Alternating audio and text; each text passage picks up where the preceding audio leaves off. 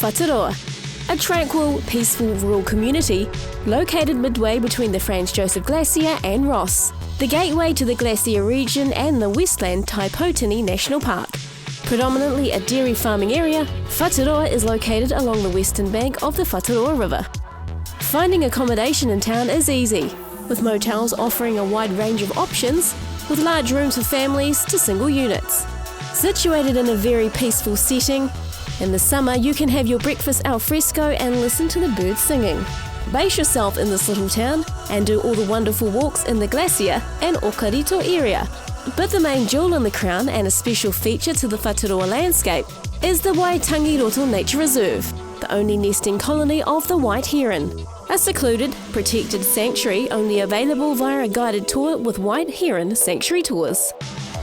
Departing from the office in Whataroa, the short minibus ride connects you with the jet boat, ready to take you on a gentle 20-minute scenic cruise into the Whataroa Nature Reserve, only accessible by boat.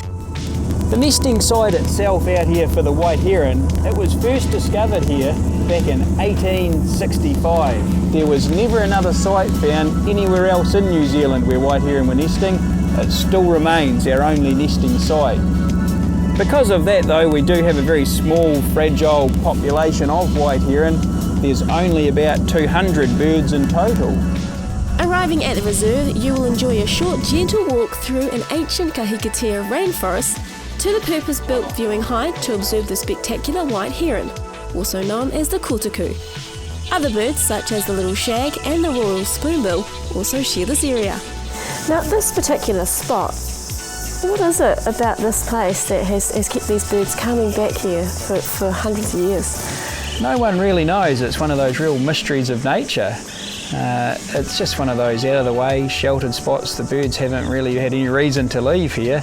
Got good access to a lot of fishing ground, a lot of areas around the area where they can find good food, wading birds, lots of shallow estuaries. They can wander around, find a good variety of fish for feeding their young.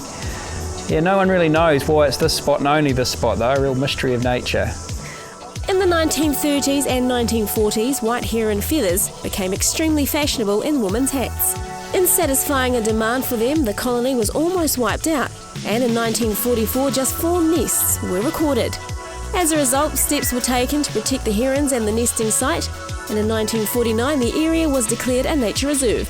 The reserve is now administered by the Department of Conservation. White Heron Sanctuary Tours, we've been operating our tours out here to the reserve under a DOC concession for over 27 years now. The Department of Conservation only issue one concession to this nature reserve, so we're the only company. Very exclusive. Yeah, it is very exclusive. Yeah, the only way of getting out and having a look at the nesting white herons is on a guided tour through our company. Once a mate is found, the nest is built ready for incubation. An average of 3 eggs are laid and incubation is shared by both parents over a 28-day period. Usually 1 or 2 chicks are raised. The success of each nesting season depends largely on the weather and food supply. These factors can vary greatly from year to year. The White Heron Tour operates during September through to March and is an opportunity to see these unique, beautiful birds in New Zealand's only white heron nesting ground.